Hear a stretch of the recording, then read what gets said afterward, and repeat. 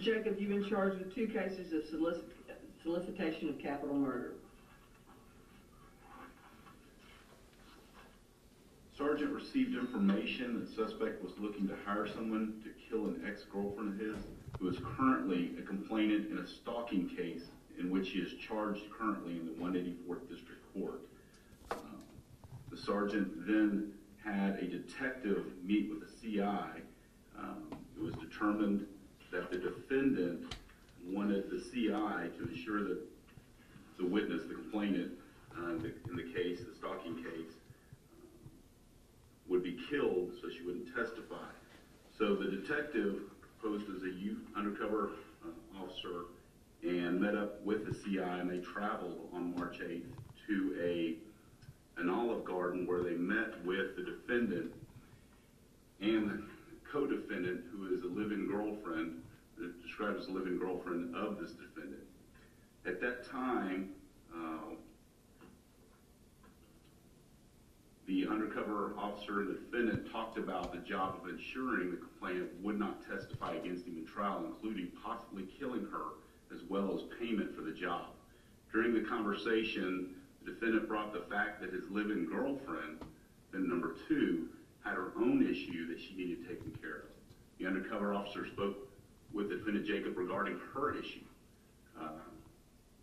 Jacob stated that she, defendant 2, needed her ex-husband dealt with, and her husband is complaint number 2. Undercover officer spoke with defendant number 2 and about what it would take to deal with that problem. Undercover stated that he would make it look like a robbery gone bad. That he had bought a new Land Cruiser and he'd make it look like a carjacking and then shoot the complainant too, ensuring that he was dead. Defendant 2 agreed to this plan. Undercover stated it would cost another $10,000. I should note, Judge, that the CI had already been paid $10,000 and 2 Cartier watches for the job. Undercover stated that it would cost another $10,000. Then the 4 then left the restaurant. Undercover stated that later that night, as well as the next morning on March 9th, defendant Jacob contacted him and expressed his desire that the hit happened as soon as possible. This was all recorded on devices. The officers made contact with complainant 1 and complainant 2 and staged photos of the complainant showing the complainant 1 kidnapped and tied up, and complainant 2 shot after a robbery gone bad in order to show the defendant's completion of the agreed contracts. They then contacted this defendant, met with him.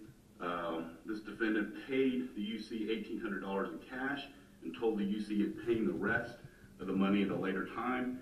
The UC stated that defendant Jacobs then discussed